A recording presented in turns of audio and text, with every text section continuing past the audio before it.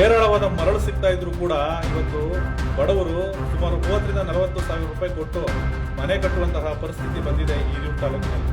ಮನೆ ಕಟ್ಟೋದೇ ಕಷ್ಟ. 1.5 ಲಕ್ಷದಿಂದ 2 ಲಕ್ಷ ರೂಪಾಯಿ ಗ್ರಾಂಟ್ ಆಗುತ್ತೆ. ಆ ಗ್ರಾಂಟ್ ಮನೆಗೆ 50,000 ರೂಪಾಯಿ ಮರಳು ತಂದು ರೈತರು ಬಡವರು ಹೆಂಗ್ ಮನೆ ಕಟ್ತಾರೆ ನೋಡಿ. ಇಂಥ ಸಂದರ್ಭದಲ್ಲಿ ಯೋಚನೆ ಮಾಡಬೇಕು. 1.5 ಲಕ್ಷಕ್ಕೆ ಏನ್ ಬರುತ್ತೆ? ಅದ್ರಲ್ಲಿ 50,000 ಮರಳಿಗೆ ಹೋದ್ರೆ 1 ಲಕ್ಷದಲ್ಲಿ ಏನ್ ತಂದು ಕಟ್ತಾರೆ? ಇಲ್ಲಿ ಏರಳವಾದ ಮರಳು ಸಿಗ್ತಿತ್ತು, ಬೆಂಗಳೂರು ಹೊಡಿತಿದ್ರು ಒಂದಾನೊಂದು ಕಾಲದಲ್ಲಿ. ಈಗ ಸ್ಥಳೀಯರಿಗೆ ಮನೆ ಕಟ್ಟೋದಕ್ಕೆ ಮರಳನ್ನ ತಗೊಬರೋದೇ ಕಷ್ಟ ಆಗಿದೆ. ಇಂತಹ ಸಂದರ್ಭದಲ್ಲಿ ಸ್ಥಳೀಯ ಆಡಳಿತ ಸಾರ್ವಜನಿಕರಿಗೆ ಸಹಾಯ ಮಾಡಬೇಕು. ಹಿರಿಯೂರು ತಾಲೂಕಿನ ಹಲವಾರು ಹಳ್ಳಿಗಳಲ್ಲಿ ದೇವಸ್ಥಾನಗಳು, ಶಾಲೆಗಳು, ಬಡವರಿಗೆ ಸರ್ಕಾರದಿಂದ ಬಂದ ಮನೆ ಮಂಜೂರಾಗಿದ್ರು ಈ ಕೆಲಸ ಕಾರ್ಯಗಳಿಗೆ ಬೇಕಾದಷ್ಟು ಮರಳು ಸ್ಥಳೀಯವಾಗಿ ಸಿಗದೆ ಜನರು ದೂರದೂರಿನಿಂದ ಹೆಚ್ಚಿನ ಖರ್ಚಿನಲ್ಲಿ ದುಡ್ಡು ಕೊಟ್ಟು ತರುವಂತಹ ಪರಿಸ್ಥಿತಿ ನಿರ್ಮಾಣವಾಗಿದೆ. ವೇದಾವತಿ ನದಿ ಪಾತ್ರದಲ್ಲಿ ಸಾಕಷ್ಟು ಮರಳಿನ ಸಂಪತ್ತಿದೆ. ಸರ್ಕಾರದ ಅನುಮತಿ ಹಾಗೂ ದರ ನಿಯಂತ್ರಣ ಕೊರತೆಯಿಂದ ಜನರು ತೀವ್ರವಾಗಿ ನೊಂದಿದ್ದಾರೆ. ಅವರು ಒಂದು ಟ್ರ್ಯಾಕ್ಟರ್ ಮಳ್ಳು ಕೂಡ ಮನೆ ಕಟ್ಟ ತಗೊಳಕ್ ಆಗ್ತಾ ಇಲ್ಲ. ನದಿಯ ಅಕ್ಕಪಕ್ಕದ ಊರುಗಳಲ್ಲಿ ಕೆಲವು ಮಂದಿ ಪ್ರತಿದಿನ ಎತ್ತಿನ ಗಾಡಿಯಲ್ಲಿ ಮರಳು ಹೊಡಿತಾರೆ, ತೊಂದರೆ ಇಲ್ಲ. ಆದ್ರೆ ಅದರ ಪ್ರೈಸ್ ಈಗ 1000ದಿಂದ 1200 ರೂಪಾಯಿ. ಸಾಮಾನ್ಯ ಜನರಿಗೆ ಅದು ಒಂದು ಮನೆ ಕಟ್ಟೋದಕ್ಕೆ ಸುಮಾರು ಒಂದು 50-60 ಗಾಡಿ ಮರಳು ಬೇಕಾಗುತ್ತೆ. ಅಂತ ಸಂದರ್ಭದಲ್ಲಿ 50ರಿಂದ 60,000 ರೂಪಾಯಿ ಖರ್ಚು ಮಾಡೋಂತಹ ಪರಿಸ್ಥಿತಿ ಮರಳಿಗೆ. ಇದರಿಂದ ಬಡವರಿಗೆ ಮನೆ ಕಟ್ಟಿಕೊಳ್ಳುವುದು ಆರ್ಥಿಕವಾಗಿ ತುಂಬಾ ಕಷ್ಟ ಆಗಿದೆ. ಹಾಗಾಗಿ ವಾಸ್ತವವಾಗಿ ಏನ್ ಮಾಡಬೇಕು ಸರ್ಕಾರ, ಇಲ್ಲಿ ಸ್ಥಳೀಯ ಆಡಳಿತ, ತಹಸೀಲ್ದಾರರು ಅಂತ ಹೇಳಿದ್ರೆ, mains and minerals development and regulation act 1957 ಮತ್ತು ಕರ್ನಾಟಕ ಮಿನರಲ್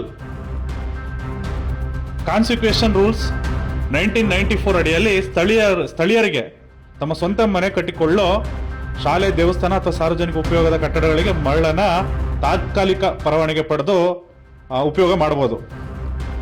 ಆದರೆ ಈ ನಿಯಮಗಳ ಬಗ್ಗೆ ಸ್ಥಳೀಯರಿಗೆ ಅರಿವಿಲ್ಲ. ತಹಸೀಲ್ದಾರ್ ಹಾಗೂ ಜಿಲ್ಲಾ ಖನಿಜ ಮತ್ತು ಭೂವಿಜ್ಞಾನ ಇಲಾಖೆಯಿಂದ ಈ ಪರ್ಮಿಟ್ ಮೂಲಕ ಅರ್ಜಿ ಸಲ್ಲಿಸಿ ಮನೆ ಕಟ್ಟಿಕೊಳ್ಳಲು ಅವಕಾಶ ಇದೆ. ಗ್ರಾಮಾಭಿವೃದ್ಧಿ ಕಾರ್ಯಗಳನ್ನು ಕೂಡ ಮಾಡ್ಕೋಬಹುದು. ಆದರೆ ಇಲ್ಲಿ ಯಾರ ಲಾಭಕ್ಕೋಸ್ಕರ ಇದನ್ನ ಅಧಿಕಾರಿಗಳು ಜನರಿಗೆ ಅರಿವು ಮೂಡಿಸುವುದಿಲ್ಲ, ಗೊತ್ತಿಲ್ಲ. ಯಾಕೆ ಪರ್ಮಿಟ್ ಕೊಡಲ್ಲ? ಈಗ ಈ ಮನೆಗಳು ಬಂದಿರುತ್ತೆ, ಗ್ರಾಂಟ್ ಮನೆಗಳು, ಪಂಚಾಯತಿ ಅವ್ರಿಗೆ ಗೊತ್ತಿರ್ತದೆ ಇದು ಮನೆ ಕಟ್ತಾ ಇದಾರಾ ಇಲ್ವಾ ಅಂತ. ಪರಿಶೀಲನೆ ಮಾಡ್ಕೊಂಡು ಅವ್ರಿಗೆ ಮರಳು ಕೊಡಬಹುದು. ನಂತರ ಹೊಸ ಮನೆ ಕಟ್ಟೋರು ಪಂಚಾಯತಿಗೆ ಪ್ಲಾನ್ ಶಾಂಕ್ಷನ್ ಹೋಗ್ತಾರೆ. ಅಂತ ಸಂದರ್ಭದಲ್ಲಿ ಈ ಆಸ್ತಿ ಮತ್ತೆ ಈ ಸೊತ್ತು ಪ್ಲಾನ್ ಶಾಂಕ್ಷನ್ ಕಾಪಿ ಎಲ್ಲ ಇಟ್ಕೊಂಡು ನಿಜವಾಗೂ ಕಟ್ತಾ ಇದ್ರೆ ಪರಿಶೀಲನೆ ಮಾಡಿ ಮರಳನ್ನ ಕೊಡಬಹುದು. ಈಗ ಏನಾಗಿದೆ ಅಂತ ಹೇಳಿದ್ರೆ, ಬ್ಲಾಕ್ ಅಲ್ಲಿ ಮರಳು ತಗೊಳ್ಳುವಂತಹ ಪರಿಸ್ಥಿತಿ ನಮ್ಮ ಹಿರಿಯೂರು ತಾಲೂಕಿನ ಜನಕ್ಕೆ ನೋಡಿ. ಸಿಕ್ಕಾಬಟ್ಟೆ ಬೆಂಗಳೂರಿಗೆಲ್ಲ ಹೊಡೆದ್ರು ಮರಳು. ಆದ್ರೆ ಈಗ ಇವತ್ತಿನ ಪರಿಸ್ಥಿತಿ, ಹಳ್ಳಿ ಜನಗಳು ಮನೆ ಕಟ್ಕೋಬೇಕಂತ ಹೇಳಿದ್ರು ಕೂಡ 30ರಿಂದ 50,000 ರೂಪಾಯಿ ಖರ್ಚು ಮಾಡುವಂತಹ ಪರಿಸ್ಥಿತಿ. ರಾಂಪುರದಿಂದ ಮರಳು ಬರ್ತಾ ಇದೆ, ಅಲ್ಲಿ ಕೊಡ್ತಾ ಇದ್ದಾರೆ, ಇಲ್ಲಿ ಕೊಡ್ತಾ ಇಲ್ಲ ನಮ್ಗೆ. ಹಾಗಾಗಿ ಅಲ್ಲಿ ನಮ್ಮ ವೇದಾವತಿ ನದಿಯ ಪಾತ್ರದಲ್ಲಿ ಯಾರ್ಯಾರು ರೈತರು ಮತ್ತೆ ಸಾರ್ವಜನಿಕರು, ಹಳ್ಳಿ ಜನ ಮನೆ ಕಟ್ಕೊಳ್ತಾರೆ, ಆದಷ್ಟು ಬೇಗ ಸರ್ಕಾರ ಮತ್ತೆ ಇಲ್ಲಿನ ಶಾಸಕರು ಇದ್ರ ಬಗ್ಗೆ ಗಮನ ಹರಿಸಿ. ಯಾಕಂದ್ರೆ ಹಲವಾರು ಜನ ಕಾಲ್ ಮಾಡಿ ಹೇಳ್ತಾ ಇದ್ದಾರೆ ಇದ್ರ ತೊಂದರೆ ಆಗ್ತಾ ಇದೆ. ನಿಜವಾಗ್ಲೂ ಇದೊಂದು ತೊಂದರೆನೆ. ಸ್ಥಳೀಯರಿಗೆ ಮನೆ ಕಟ್ಕೊಳ್ಳೋಕೆ ಟೆಂಪ್ರವರಿ ಪರ್ಮಿಟ್ ಮುಖಾಂತರ ನೀವು ಅನುಕೂಲ ಮಾಡಿಕೊಟ್ರೆ ತುಂಬಾ ಉಪಯೋಗ. ನೀವೇನು ನಿಮ್ಮ ರಿಸ್ಕ್ ತಗೊಳ್ಳೋದೇನೂ ಇಲ್ಲ. ಅಲ್ಲಿ mines and minerals development and regulation act 1957 and Karnataka mineral concession rules 1994 ಅಡಿಯಲ್ಲಿ ಕೊಡಬಹುದು. ತಹಸೀಲ್ದಾರ್ಗೆ ಅಧಿಕಾರ ಇದೆ, ಜಿಲ್ಲಾಧಿಕಾರಿಗೆ ಅಧಿಕಾರ ಇದೆ. ಹಾಗಾಗಿ ದಯವಿಟ್ಟು ನಮ್ಮ ಹಿರಿಯೂರು ತಾಲೂಕಿನ ಜನರಿಗೆ ಇದು ಹೊರೆಯಾಗಿದೆ.